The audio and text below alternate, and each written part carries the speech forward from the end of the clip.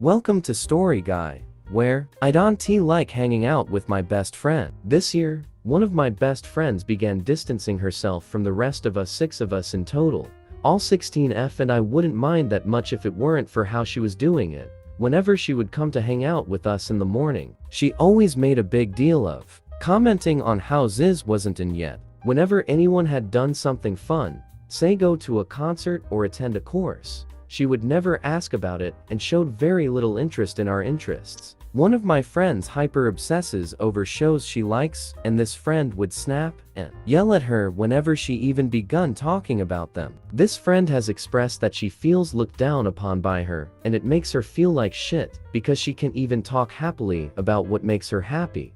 We had a school trip recently where she was overall an ass, but at one point, she asked to sit with someone, and just as they were getting on, sat with someone else. At another point in the trip, she sighed when we asked if a friend whose beta it was could talk to us for 2 minutes. She is blatantly obvious about the fact that she shows no interest in us, and yet expects us to act normal around her. It's really difficult to hang out with someone when you are giving 100% of your energy to try and impress them, and they won't even give 25. The rest of us are all annoyed and don't know what to do about this. We feel communicating this to her would be a personal attack, but none of us want to be rude and start a GC or hanging out without her, despite the fact that we dread being in her presence and only feel second best when we are with her. What would you do? I kinda wish she was an outright dick, so we would be able to cut her off. I don't think this behavior is gonna change, and I'm sick of dreading talking to her. I know that we are 16, and this isn't the end of the world, but it doesn't make it suck any less. Girlfriend broke up after saying she doesn't love me, so we're here at day 1.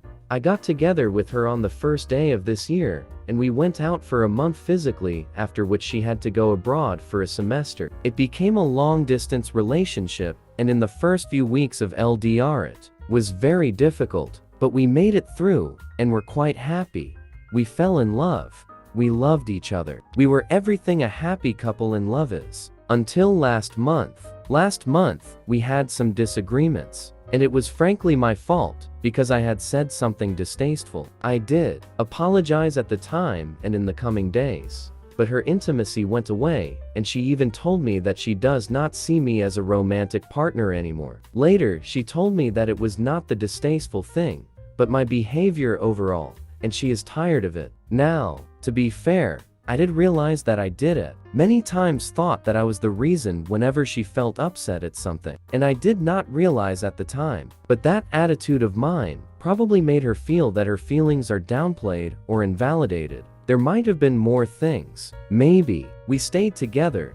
Fast forward to weeks. I ask her about the issue of having romantic feelings, and she goes that she is sorry and that it is a breakup. I was not ready for that. Maybe the reason being that she had told me what was wrong, and maybe not overnight, but I thought that those things could be hopefully worked on while keeping in boundaries and staying myself. The breakup just made me feel that it's not worth it, ending it just like that. I try to ask her for a chance. She gives one, and we move on. In reality, I think she did not, because just before breaking up now, she has been telling me that she stayed with me just to ease me through our breakup, as she does care for me and love me, but not romantically. A note here would be that I do have anxiety attacks very rarely, and she has seen me in some, so maybe that is why she tried to be like that. Well, now, she confronted me and said that I am not respecting her when she is telling me to break up, that I am forcing her to stay, and she broke up in anger and left,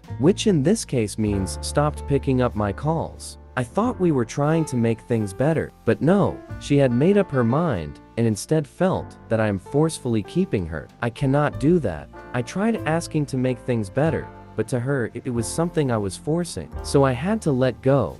I cannot make someone feel like that. Now, my side of the story is, I do love this person. I obviously still do. I was with her because of that, even when it seemed very hard. She does sometimes make it hard.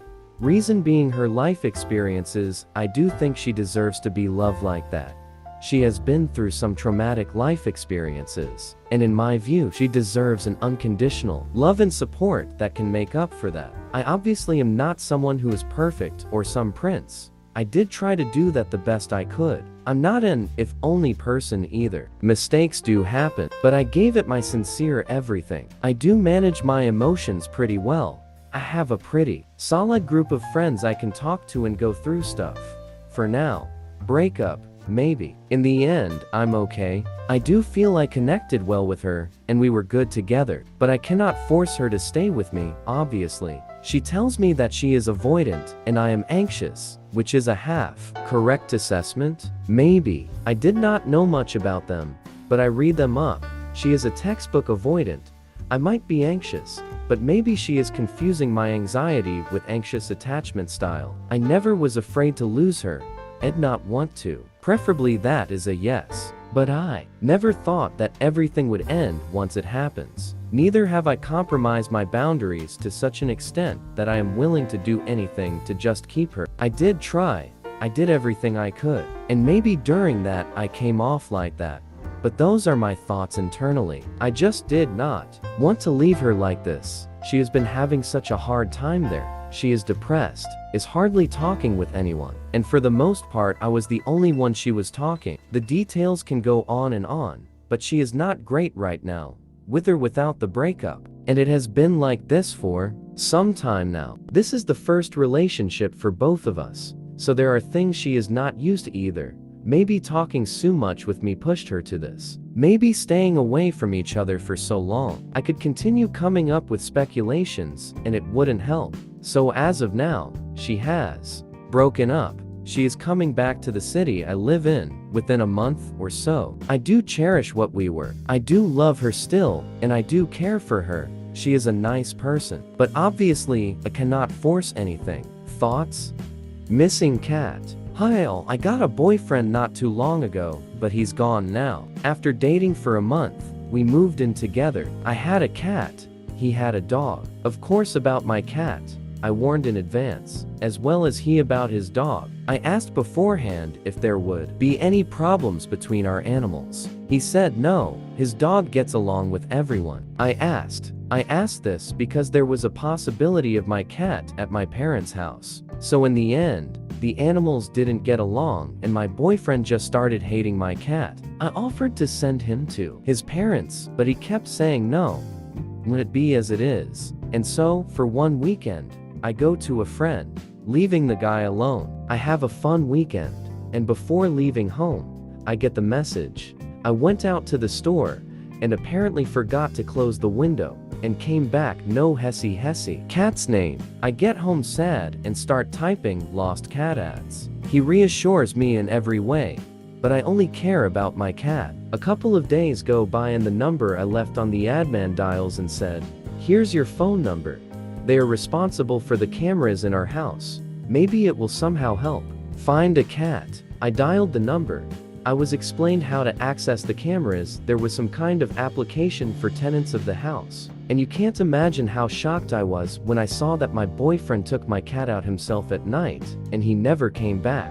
Do you have any idea what a motherfucker that is? I did not tell him about it, but the next day while he was at work, I took his dog to my parents. Do everything according to his scheme. In tears I called him saying, Gucci ran away, Gucci dog's name. And he comes home in a panic, asking how. I say I left him at the store, but apparently the leash was taken, and he ran away. I know it sounds stupid. He starts accusing me that I can't forgive him for leaving the window open, and my cat ran away. After listening to this for a few days, and when he was at work again, I packed all my stuff, brought my dog, and left for my parents. In the evening, he texted me happy that his dog was home, but didn't even ask where I was or where my stuff was. I silently texted him the video of him taking my cat out, and we never spoke again.